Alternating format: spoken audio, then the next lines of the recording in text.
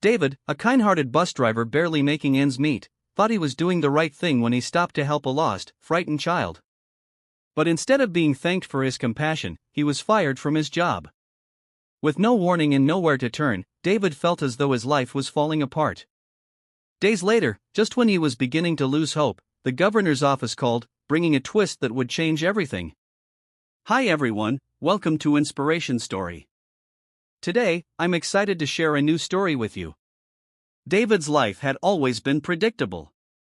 Every day, he woke up at dawn, drove the same bus route, greeted the same passengers, and went home exhausted. His paycheck was just enough to cover the bills, leaving little room for anything extra. Despite the hardships, David always tried to stay positive. His only motivation was providing for his family, his wife, Sarah, and their 2 young children. One chilly afternoon, David was on his usual route. The sky was gray, and a light drizzle began to fall. He noticed a young child, no more than 7 or 8 years old, standing alone at a bus stop. The boy was shivering, his face pale, and his eyes wide with fear. Something didn't feel right. David knew the regulars on his route, and this child was a stranger. The boy didn't board the bus like everyone else. Instead, he stood there, frozen in place.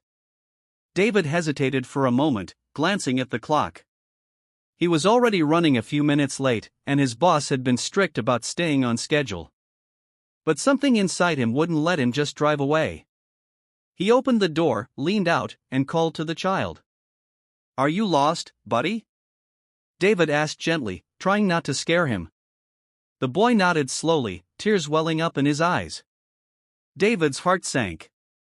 He looked around, hoping to spot a parent or someone who might be looking for the boy, but there was no one. David made a quick decision.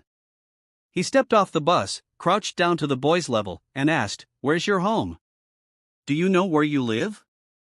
The boy shook his head, his voice trembling as he whispered, "I can't find my mom." David knew he couldn't leave the child like this. Even though he was breaking protocol, he guided the boy onto the bus and radioed his dispatcher to explain the situation. The response wasn't what he expected. His boss, Mr. Carter, was furious. "David, we've talked about this before. You can't get off schedule for any reason. You should have called the police. Now you're behind, and I'm getting complaints." David tried to defend himself, explaining that the child was scared and needed help. But his boss wasn't interested in excuses. He ordered David to finish his route immediately and deal with the situation afterward. David couldn't bring himself to abandon the boy. Instead, he finished his route as quickly as possible, then took the child to the nearest police station. It was only after the boy was safely in the hands of the authorities that David returned to the bus depot. He expected a warning, maybe a scolding, but nothing could have prepared him for what happened next. When David arrived back at the bus depot, he was immediately called into his boss's office. Mr. Carter sat behind his desk, a frown etched deeply across his face. "David, what you did today was unacceptable. You went off schedule, ignored direct orders, and now I'm getting complaints from passengers. This can't happen in this line of work," Mr. Carter said coldly. David felt a knot form in his stomach. He had been working at this job for years, and he had never caused any trouble. "I was just trying to help the boy," David began, but Mr. Carter cut him off. "That's not the point. David, we have rules for a reason. You need to follow them, or there are consequences." David stood there in silence for a moment. He had always followed the rules, but today, something had been different. That boy was lost, alone, and scared. David couldn't just leave him behind. "I understand, Mr. Carter, but that boy needed help. I couldn't just leave him there." Mr. Carter sighed, shaking his head. "David, I don't have time for excuses. I've made my decision. You're fired, effective immediately." The words hit David like a punch to the gut. Fired, after all these years? He couldn't believe it. His mind raced, thinking about his family, the bills, and how he would explain this to Sarah. "But I need this job. Please. I was just trying to do the right thing, David pleaded, his voice cracking slightly. Mr. Carter looked at him with no emotion. I'm sorry, David, but it's done. You can collect your things and leave. David walked out of the office in a daze.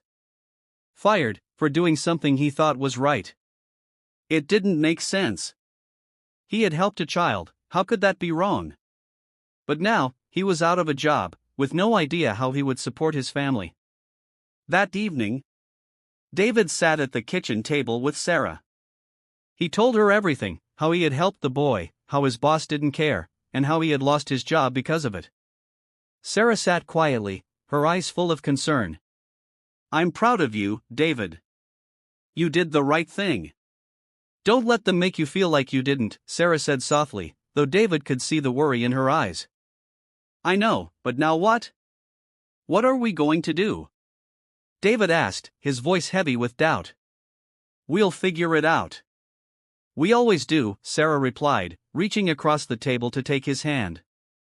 Days passed, and David searched tirelessly for a new job. But no matter where he looked, there was nothing available. The weight of his situation grew heavier with each passing day. He began to feel like he had made a mistake, like maybe he should have followed the rules, even if it meant leaving that boy behind. Just as David was beginning to lose hope, something unexpected happened. One morning, as he was sitting at the kitchen table, staring at the classified ads in the newspaper, the phone rang. Sarah answered it, and her face immediately changed. It's for you, David. It's the governor's office, she said, her voice full of surprise. David's heart raced. The governor's office? Why would they be calling him? He took the phone, his hands trembling slightly. Hello, this is David. The voice on the other end was calm and professional. Mr. David, this is Rachel from the governor's office. We've heard about the situation involving the lost child you helped. The governor would like to speak with you personally. David was speechless. The governor wanted to speak with him. David stood there, gripping the phone, his mind racing. He had no idea why the governor's office would want to speak with him. Was this about the lost child? Could they be upset with him too? His thoughts swirled, but he took a deep breath and tried to remain calm. Yes. I'd be happy to speak with the governor, David replied, his voice steady despite the nervousness building inside him. Please hold for just a moment, the woman on the other end said. David could hear the soft music playing while he was on hold. He glanced over at Sarah, who was sitting across from him, her expression a mix of confusion and concern. He gave her a small nod, but inside, he wasn't sure what to expect. Finally, after what felt like an eternity, a new voice came on the line. It was deep, warm, and full of authority. Mr. David, this is Governor Mitchell. I wanted to personally thank you for what you did. David was momentarily stunned. The governor was thanking him. I just did what I thought was right, sir, David stammered. That's exactly why I'm calling, Governor Mitchell continued. I heard about what happened, about the boy you helped. Most people wouldn't have gone out of their way the way you did, especially knowing it could cost them their job. But you didn't hesitate. That's the kind of character we need more of in this world. David felt his chest tighten, not with fear this time, but with gratitude. It had been days since he was fired, and he had started to doubt himself. Hearing these words from someone as important as the governor, it meant more than he could put into words. Thank you, Governor, but I've lost my job because of it, and now I don't know what's going to happen. There was a pause on the other end, as if the governor was carefully considering his next words. I understand, Mr. David. And that's why I'm calling. You see, the child you helped, his family is very important to me. In fact, that boy is my nephew. His mother, my sister, had been desperately looking for him that day. She was beside herself with worry, and when she found out you had stepped in to help him, well, let's just say she's forever grateful. David's eyes widened. The boy he had helped was the governor's nephew? He couldn't believe it. What were the chances? I had no idea. I just saw a child who needed help. I couldn't leave him there, David said, still processing everything. And that's exactly why we want to help you. Mr. David, the governor continued. Losing your job for doing the right thing, that's not something I can ignore. My office has spoken with a few people, and I have an offer for you. There's a position in our transportation department, a good one, with better pay than you were getting before. I'd like to offer you that job. You'd be helping oversee the state's public transportation system, making sure things run smoothly. It's a big responsibility, but after what I've heard about you, I'm confident you're the right person for it. David felt his heart race. A new job? Better pay? It was everything he had been praying for, and more. I don't know what to say. Governor. I'm just overwhelmed, David stammered, his voice filled with emotion. You've earned it, David.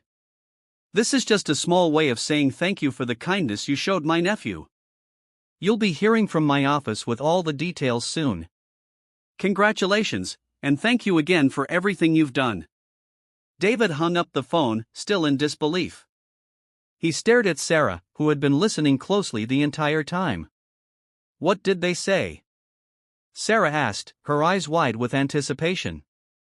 David smiled, feeling a wave of relief wash over him. They offered me a new job, in the governor's office, and it's a lot better than driving that bus. Sarah's face lit up with joy. David, that's incredible. I can't believe it. Neither can I, David replied, still in shock. But I guess helping that boy really did change everything. As they sat together in silence, the weight that had been pressing down on them for days slowly began to lift. David couldn't have imagined that such a simple act of kindness would lead to something so life-changing, but it had. And as he thought back to that moment, standing in the rain with the lost boy, he realized that sometimes, doing the right thing wasn't about following the rules. It was about following your heart. The next few days felt like a whirlwind for David. After that phone call from the governor's office, everything began to change. True to the governor's word, David received an official offer for his new position in the transportation department. It came with a generous salary, health benefits, and a level of job security that David had never experienced before. David could hardly believe how quickly his life had turned around. Just a few days ago, he had been fired, wondering how he would take care of his family. Now, he was preparing to start a job that offered more than he had ever hoped for. On the first day of his new job, David walked into the state office building with a sense of gratitude that overwhelmed him. As he stepped into the large, glass-covered lobby, he could hardly keep the smile off his face. He had gone from a bus driver to someone working directly for the state, all because he had stopped to help a child. The governor's office had set up an official meeting to welcome David and get him acquainted with his new role. As he sat down in the conference room, he couldn't help but think back to that rainy afternoon, to the boy who had stood alone at the bus stop. It all felt so surreal. During the meeting, David was introduced to a team of people who would be working alongside him. They were warm and welcoming, and many of them already knew about what he had done. "We're lucky to have you with us, David," one of the senior managers said with a smile. "We've all heard about the kindness you showed to that little boy. You're just the kind of person we need here." David nodded, grateful but still a little stunned by how much attention the story had received. The weeks that followed were full of learning and adapting to his new role. David worked hard, just like he always had, but now, there was a sense of purpose behind everything he did. He wasn't just doing a job to pay the bills, he was part of something bigger. He was helping to improve the very system he had been a part of for so many years. But it wasn't just the job that had changed. There was something different about the way David saw the world now.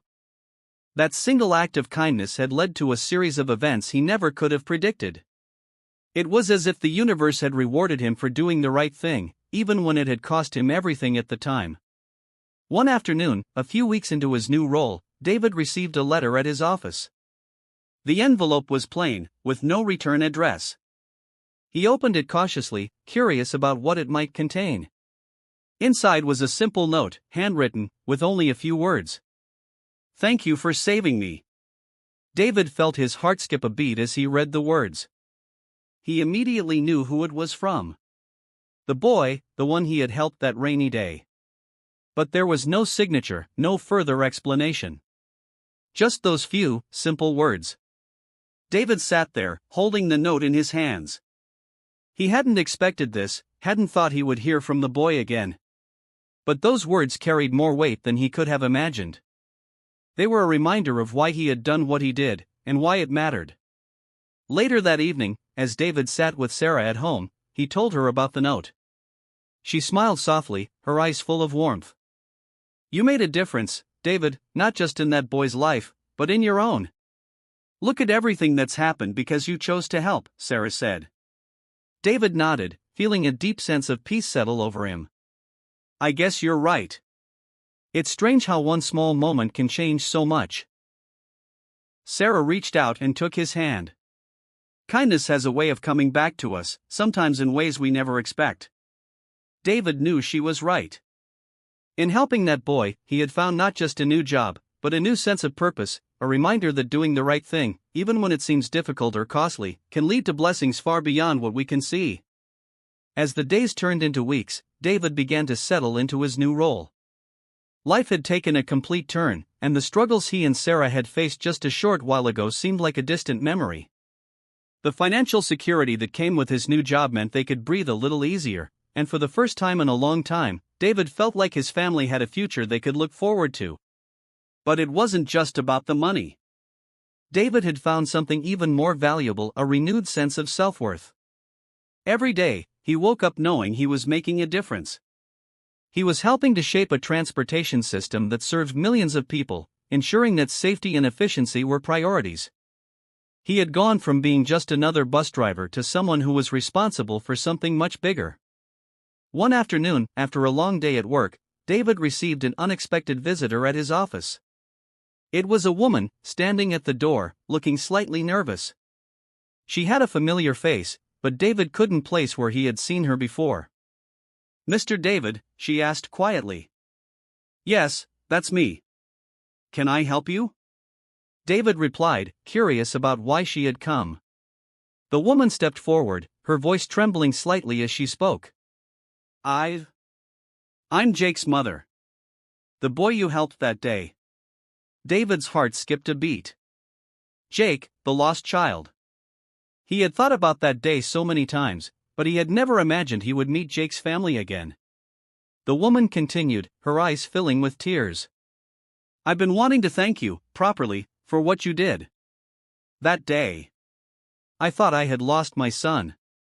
I was terrified. I'll never forget the kindness you showed him. You didn't just save him, you saved our family." David felt a lump form in his throat as he listened to her. He had only been doing what he thought was right, but hearing her words made him realize just how much that simple act had meant. "I'm just glad I could help. I saw a little boy who needed someone, and I couldn't walk away," David said softly. Jake's mother reached into her bag and pulled out a small envelope. "I wanted to give you something, as a thank you, for everything. It's not much, but it's from our family to yours." David hesitated, but the woman insisted, placing the envelope gently in his hands. He opened it slowly, unsure of what to expect. Inside was a check, written out in his name, for a large sum of money. Far more than he had ever imagined. David's eyes widened as he looked at the check. I can't accept this," he stammered. "You don't need to do this." The woman smiled through her tears. "You've already given us more than we can repay. Please, let this be a small way for us to show our gratitude. You saved my son's life, and in doing so, you gave me mine back. I want to make sure you and your family are taken care of, just like you took care of Jake." David was overwhelmed. He had never expected anything in return for what he had done. The job, the recognition, it was all more than he had ever hoped for. But now, this generous gift from Jake's family, it felt like the final piece of the puzzle. A true reward for the compassion he had shown. That evening, when David returned home, he sat with Sarah and told her what had happened. As she looked at the check, her eyes filled with disbelief. "David, this is incredible. You've been blessed in so many ways, Sarah said, her voice full of emotion. David nodded, his mind still trying to process everything. I don't even know how to thank them, but I guess that's not the point. Maybe, sometimes, kindness is enough. The world has a way of bringing it back to you. They sat together in the quiet of their home, feeling the weight of everything that had happened. David's life had been changed in ways he never could have predicted, all because he had stopped to help a lost child.